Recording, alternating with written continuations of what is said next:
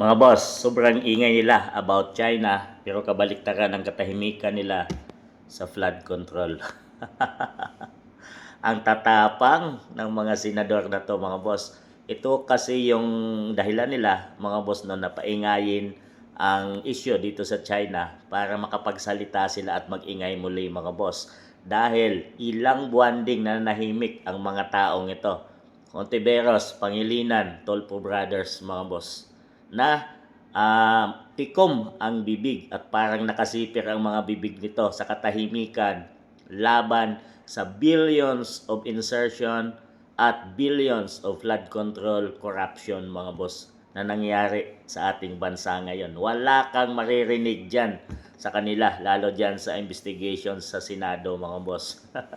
Pero ngayon, pinaingay nila mga boss para lumitaw naman ang kanilang pangalan na isa silang mga bayani at matatapang na tao. Hindi iniisip nito mga boss kung ano ang kahihinatnan at mangyayari sa bansang Pilipinas at ugnayan ng China at Pilipinas. Unang-una ay mapiktuhan doon ang ating mga kababayang OFW mga boss.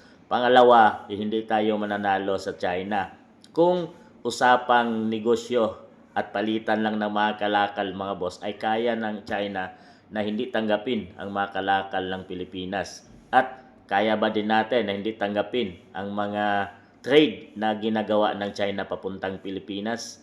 So yun mga boss. At magkukos ito ng malaking pag-aaway sa dalawang bansa mga boss. Hindi pwedeng tablahin mo yung China dahil malaking pakinabang ito. Lalo na ngayon mga boss, marami silang mga proyektong kagaya ng Bukana Bridge sa Davao City. Marami silang mga pinapagawang project, China project mga boss na nakakatulong sa ekonomiya ng ating bansang Pilipinas. So ang tatapang ng mga senador na to mga boss, wala naman magagawa to pagdating.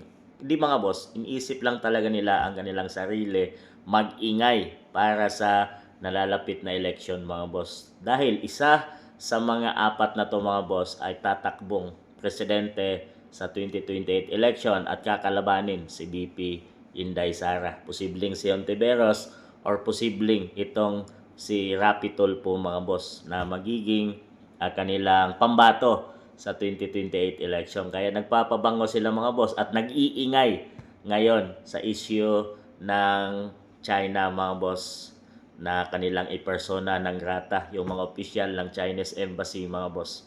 So, talagang nakakatawa ang apat na to mga boss at puro papugi lang ang ginagawa nito sa ating bansa. Tandaan nyo to mga boss dahil lalapit na ang 2028 kaya sila nag-iingay.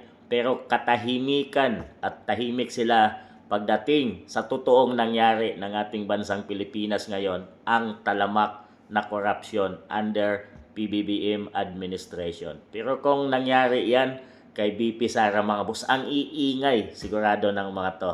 Pero dahil under PBBM or nasa linya sila ni PBBM or nakinabang sila under PBBM administration, katahimikan ang maririnig natin sa kanila at binaling na lang nila ang pag-iingay nila dito sa isyu ng China mga boss. Ano sa tingin niyo sa apat na to?